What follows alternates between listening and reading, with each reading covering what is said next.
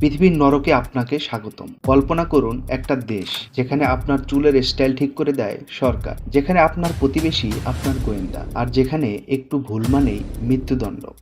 না, এটা কোনো সিনেমার গল্প নয়, এটা একদম সত্যি। সারা দুনিয়া এই দেশকে বলে পৃথিবীর উন্মুক্ত কারাগার, আর আজকের গল্পে আমরা ঢুকে পড়ব সেই কারাগারের একেবারে গভীরে। দেখব সেখানকার সাধারণ মানুষের জীবন কতটা নিয়ন্ত্রিত, জানবো তাদের অদ্ভুত সব নিয়ম কানুনের কথা, আর সবচেয়ে বড় প্রশ্ন, কেন কেউ এই দেশ থেকে পালাতে পারে না, আর পালাতে গেলে তাদের কি পরিণতি হয়। তাহলে চলুন শুরু করা যাক। উত্তর কোরিয়ার আসল নাম গণতান্ত্রিক গণপ্রজাতন্ত্রী কোরিয়া, কিন্তু নামের সাথে মিল নেই বাস্তবে। 1948 সালে প্রতিষ্ঠার পর থেকে এ পর্যন্ত মাত্র 3 জন মানুষ এই দেশ শাসন করে এসেছেন: কিম ইল সাং, তার ছেলে কিম জং ইল ও তার ছেলে বর্তমান নেতা কিম জং উন। একেই বলে কিম রাজবংশ। দ্বিতীয় বিশ্বযুদ্ধের পর কোরিয়া 2 ভাগে ভাগ হয়ে যায়। আমেরিকার প্রভাবে দক্ষিণে জন্ম নেয় পুঁজিবাদী দেশ দক্ষিণ কোরিয়া, আর সোভিয়েত ইউনিয়নের ছায়ায় উত্তরে জন্ম নেয় এই সমাজতান্ত্রিক দেশ উত্তর কোরিয়া। কিম ইল সাং এমন একটা রাষ্ট্র তৈরি করেছিলেন যেখানে রাষ্ট্রই সব কিছু। তার শাসন এতটাই কঠোর ছিল যে স্ট্যালিনের রাশিয়াকেও হার মানিয়েছিল। উত্তর কোরিয়ার মানুষ কোথায় থাকবে, কি চাকরি করবে, এমনকি কতটুকু খাবার খাবে, এর সব কিছু ঠিক করে দেয় সরকার। শুধু তাই নয়, মানুষ কি পোশাক পরবে বা চুলের স্টাইল বা ধরন কেমন হবে সেখানেও আছে নিয়মকানুন। এবার আসা যাক সেই কুখ্যাত নিয়মগুলিতে। কেন উত্তর কোরিয়াকে আধুনিক বিশ্বের নরক বলা হয়? উত্তর কোরিয়ায় নারী পুরুষ সবার পোশাক নিয়ন্ত্রিত। এখানে জিন্স পরা একটা অন্যতম অপরাধ, বিশেষ করে রঙিন জিন্স। এমনকি চুলের স্টাইলও নিয়ন্ত্রিত। সরকার অনুমোদিত কয়েকটা হেয়ার কাট ছাড়া অন্য কোনো স্টাইল রাখার কোনো নিয়ম নেই। উত্তর কোরিয়ার প্রতিটি ঘরে, প্রতিটি অফিসে, এমনকি প্রতিটি স্কুলেও শোভা পায় একটা ছবি: কিম রাজ পরিবারের সদস্যদের ছবি।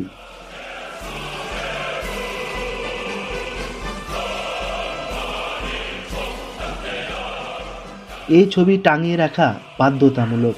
একটু ধুলো জমলে কিংবা কারো বাড়িতে গিয়ে দেখা গেল ছবিটা দেয়ালে টানানো আছে ঠিকই, তবে একটু বাঁকা হয়ে গেছে, তাহলে কিন্তু বিপদ ঘনিয়ে আসতে পারে। কেননা রাতের বেলা হঠাৎ করেই বাড়িতে ঢুকে পড়তে পারে পরিদর্শক দল। তারা দেখবে ছবিতে ধুলো আছে কিনা। ধুলো মানেই অসন্তোষের লক্ষণ, আর এর শাস্তি হয় মৃত্যুদণ্ড, নয়তো পুরো 3 পুরুষের পরিবারকে শ্রম শিবিরে বা জেলে পাঠানো হবে। হ্যাঁ, শুধু আপনি নন, আপনার সন্তান, আপনার নাতি, সবাই এই শাস্তি পাবে। বিয়ে করার আগে, নতুন কোনো কাজ শুরু করার আগে, চাকরি পেলে আপনাকে যেতে হবে নেতার ভাস্কর্যের সামনে, মাথা নুইয়ে ফুল দিয়ে ছবি তুলে আশীর্বাদ নিতেই হবে। এটা নিছক প্রথা নয়, এটা একটা আইন। কেউ যদি এই নিয়ম এড়িয়ে চলে বা হেলাফেলা করে, তাহলে সেই দম্পতির বিয়ে বাতিল হয়ে যাবে এবং নিশ্চিত জেল খাটতে হবে। ধরুন আপনি উত্তর কোরিয়ায়, আর আপনার বাড়িতে আগুন লেগে গেল, তাহলে প্রথমে কি বাঁচাতে ছুটবেন? আপনার সন্তান, টাকা পয়সা, কিংবা দরকারি কাগজপত্র, তাই না? কিন্তু বাস্তবতা হলো, উত্তর কোরিয়ার নাগরিক হলে আপনাকে প্রথমেই সরাতে হবে কিম জং উনের ছবি। 2017 সালে অনসং কাউন্টিতে একটা বাড়িতে আগুন লেগেছিল। বাবা মায়ের বাইরে ছিলেন। ফিরে এসে আগুন নেভাতে গিয়ে দেখেন এক সেট ছবি পুড়ে গেছে। তখন মায়ের বিরুদ্ধে অভিযোগ আনা হয় তিনি কিম পরিবারের ছবি বাঁচাতে ব্যর্থ হয়েছেন। শাস্তি হিসেবে তাকে কঠোর শ্রমসহ দীর্ঘ কারাদণ্ড দেয় কিমের সরকার। নর্থ কোরিয়ায় 2012 সালের এক বন্যায় 14 বছর বয়সী এক মেয়ে বন্যার পানিতে ভেসে যাওয়ার সময় সে কিম ইল সাং আর কিম জং ইলের ছবি মাথার ওপরে তুলে ধরে রেখেছিল। শেষ পর্যন্ত সে বেঁচে গিয়েছিল। তাকে দেশের গণমাধ্যম বীর হিসেবে উপস্থাপন করে। মেয়েটি রাজ পরিবারের ছবি বাঁচাতে গিয়ে নিজের জীবন দিতে রাজি ছিল বলে। নর্থ কোরিয়ার লোকেদের এই মানসিকতা তৈরি করে দেওয়া হয় তাদের শৈশব থেকেই। এখন শুনুন অটো ওয়ার্মবিয়ারের এক মর্মান্তিক গল্প। অটো ওয়ার্মবিয়ার ছিল আমেরিকার ভার্জিনিয়া বিশ্ববিদ্যালয়ের একজন ছাত্র।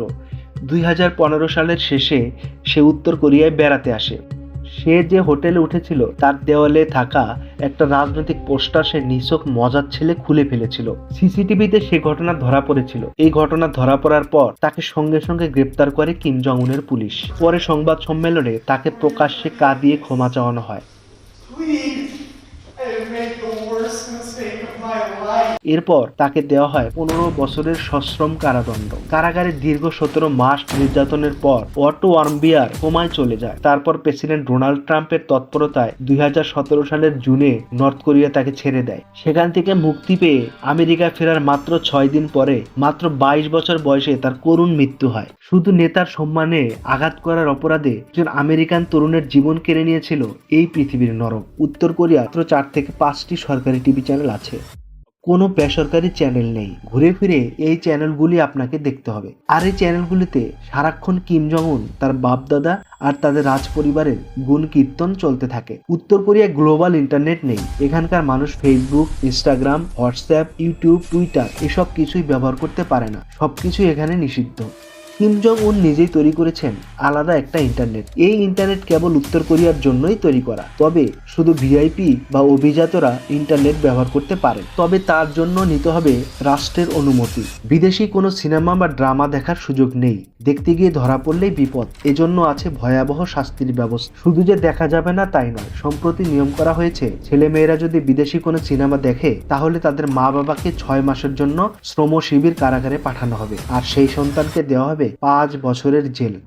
গত বছর দক্ষিণ কোরিয়ার সিনেমা দেখার অপরাধে 2 কিশোরকে প্রকাশ্যে মৃত্যুদণ্ড দিয়েছে নর্থ কোরিয়ার সরকার। হাইসান শহরের এক বিমানবন্দরে সবার সামনে প্রকাশ্যে এই 2 কিশোরকে গুলি করে হত্যা করা হয়। মানুষের আচরণ আর স্বাধীনতাও এখানে নিয়ন্ত্রিত। কোনো পর্যটক যদি সেখানে গিয়ে স্থানীয় কোনো সাধারণ মানুষের সাথে কথা বলে তাহলে তাদের দুজনকেই গুনতে হবে জরিমানা।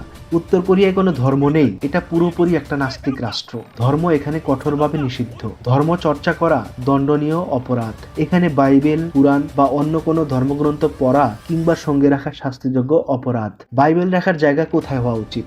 গির্জায়, বাড়িতে, হয়তো বিছানার পাশের টেবিলে। কিন্তু পায়খানায় অবাক হওয়ার কিছু নেই, কারণ উত্তর কোরিয়ায় বাইবেল রাখার সবচেয়ে বিপজ্জনক জায়গাও হতে পারে পায়খানা।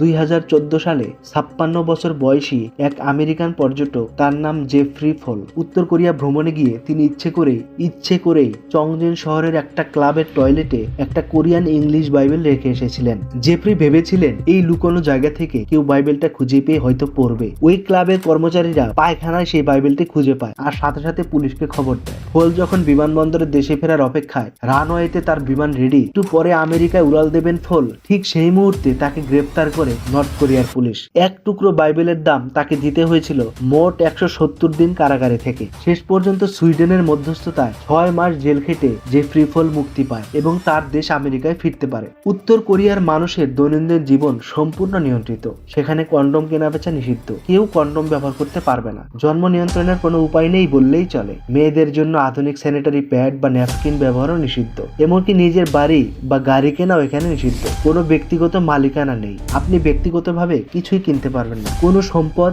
বা কিছুর মালিক হতে পারবেন না। এসব নিয়ম তো গেল সাধারণ জীবনযাপনের, কিন্তু এই নিয়ম ভাঙলে কি হয় সেই গল্পই এখন বলবো।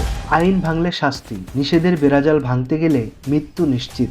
উত্তর কোরিয়াকে উন্মুক্ত কারাগার বললে ভুল হবে, বরং এটা একটা কঠোরতম কারাগার, যেখান থেকে পালানোর পথ নেই বললেই চলে। এখানে শাস্তি দেওয়া হয় পুরো পরিবারকে। কারো বিরুদ্ধে কোনো অভিযোগ উঠলে শুধু সে নয়, তার বাবা মা, সন্তান, এমনকি দূরবর্তী আত্মীয়রাও শাস্তি পায়। সবচেয়ে অবাক করা বিষয় হলো, সম্প্রতি কিম জং উন একটা নতুন নির্দেশ জারি করেছেন।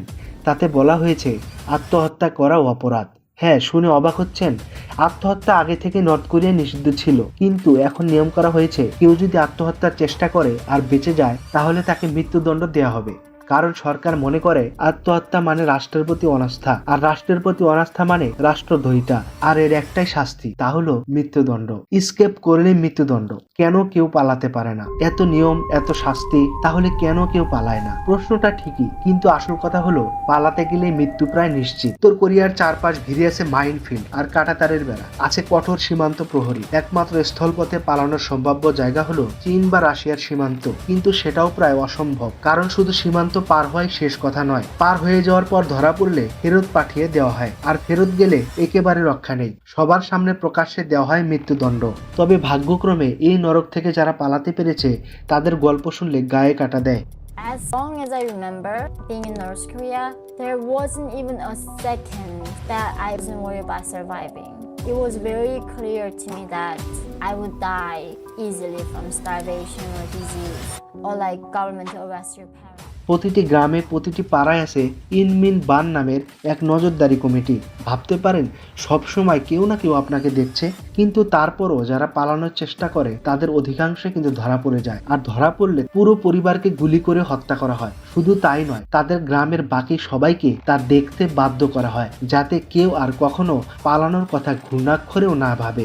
বিশ্ব কেন কিছুই করতে পারে না? তাহলে প্রশ্ন জাগতেই পারে, পৃথিবীর সবচেয়ে শক্তিশালী দেশ আমেরিকা বা জাতিসংঘ কেন এই নৃশংস শাসনের বিরুদ্ধে কিছু করে না? এর উত্তর লুকিয়ে আছে একটা শব্দের মধ্যে, তা হলো পারমাণবিক বোমা। উত্তর কোরিয়া আন্তর্জাতিক নিষেধাজ্ঞা উপেক্ষা করে পারমাণবিক অস্ত্র তৈরি করেছে। তাদের আছে আন্তঃমহাদেশীয় ক্ষেপণাস্ত্র, যা আমেরিকা পর্যন্ত পৌঁছে যেতে পারে। এই ভয়টাই কিম রাজবংশের দুঃশাসনকে এখনো বাঁচিয়ে রেখেছে। তাছাড়া প্রতিবেশী দেশ চীন ও রাশিয়ার সাথে তাদের সম্পর্ক, এই দুই শক্তিশালী দেশের সমর্থন না থাকলে উত্তর কোরিয়া আদতে টিকতে পারত না।